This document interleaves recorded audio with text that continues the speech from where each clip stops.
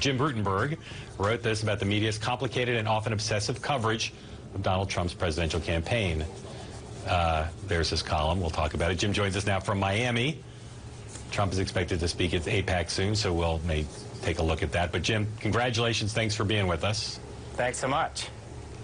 How much of Trump's great voluminous coverage is his doing, and how much is it just the press acting on its own, do you think? You know, it's my favorite quote that that actually my colleague Maureen Dowd got was Trump said to her late last week, you know, I do these tweets and they can be totally insignificant and they break right into the news. So it's not all his doing. It's a symbiosis.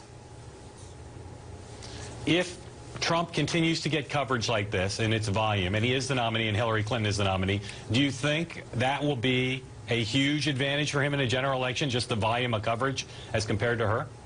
You know, I do, because a lot of people make the argument, and maybe, and you know, I'm sure we would all agree, right? I think we do, that not all the coverage is positive. But I don't know, do you remember in 2004 when the war was being discussed a lot, and reporters would say to the Bush strategist, hey, they're talking about the war, it's not going well. And they always said, as long as we're talking about the war, we're winning.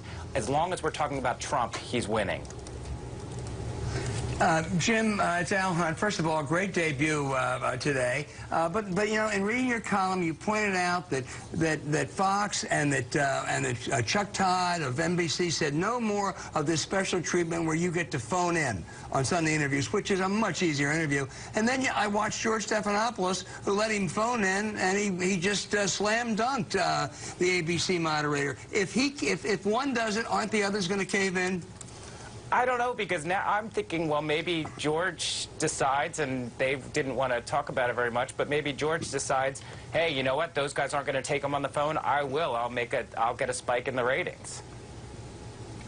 Well, but as you know, a phone interview for a subject is a lot easier than an in-person interview, and Trump almost always does well in those situations. I mean, my impression when I see that is that he steamrolls the interviewer.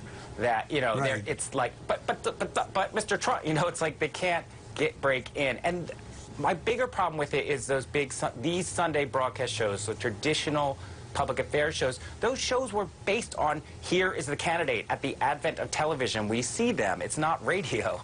So I don't know why they would want to abdicate that responsibility, and, you know, something they built proudly over decades. Jim, obviously, we've seen in past presidential campaigns, some candidates get more and better coverage than others. That always happens. This seems, though, on a scale unlike maybe in our careers we've ever seen. I've never seen anything like it. And I think about the upshot at the New York Times that presented a little report and graphic last week putting out, I'm sure, I know you guys have talked about it and your viewers have seen it, but almost $2 billion in free media coverage for Donald Trump compared to his next closest competitor, Hillary Clinton, at about half of that. I mean, that is a huge, again, I think it's a disadvantage for Ms. Clinton. Bernie Sanders was way lower, and Ted Cruz was way lower. You know, you just started this column. There's going to be a temptation, I would say, for the foreseeable future to keep writing about Donald Trump.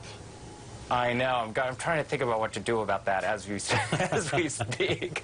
I know, because I don't, you know, here I am saying everyone's giving Trump all this coverage, and here I am writing about it. So there's a hall of mirrors factor here. Then again, and this is what I was trying to be careful with in today's column, he is a huge, I'm not going to use that word, he is a giant story, So, of course, we're going to have to mull over this and explore it for months to come, if not many years, if he wins the presidency.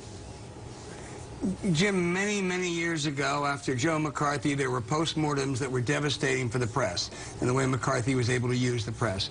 After this election, is our business, I'm talking in a generic sense, not the New York Times specifically, are we going to look bad? I mean, this period, I don't think anyone can say that this period has been good. I think so far so bad, right, or mostly bad, or very bad. Here's what I wonder, right? You mentioned at the top of this that Chuck Todd said he's not going to take Donald Trump on the phone anymore. CNN said we are not going to get roped into doing a Donald Trump QVC-style press conference. So maybe there's a kind of counter-reaction.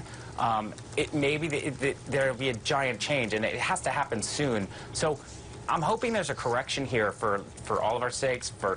It's better for Donald Trump to have a different sort of coverage. It's better for the democracy to have different kind of coverage. But the suits don't want to give up that revenue. It's too hard. I mean, and the other thing I mentioned in the column, which to me, I'm new here, writing about media, and as I've kind of made the rounds to get back in touch with the media industries that I covered many years ago, what gets me is people are afraid. They need that revenue. They need those ratings. They need those clicks, because it's a kind of up for grabs moment in the new digital age. So Donald Trump is kind of coming in at a perfect time to advantage himself, because he gives everyone what they need, ratings and clicks. Jim Rutenberg stepping into the very, very big shoes of David Carr as the media columnist for the New York Times, and off to a great start. Jim, thanks so much. Thanks for having me.